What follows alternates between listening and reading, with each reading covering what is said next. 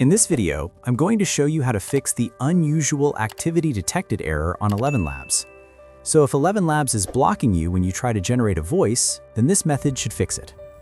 Now the first thing you want to do is open ElevenLabs in your browser and try generating a voice. And if you see the unusual activity detected error, then just follow these steps. Now what you want to do next is click on the three-dot menu in your browser and then go to Settings. And once you're in Settings, you want to click Privacy and Security button and then click Delete Browsing Data. Now after that, go to Third-Party Cookies and select See All Site Data and Permissions. And once you're there, use the search bar and type in ElevenLabs. And here, you want to delete all cookies and site data related to ElevenLabs. Now once that's done, just close the Settings tab, go back to ElevenLabs and refresh the page. And then try generating a voice again.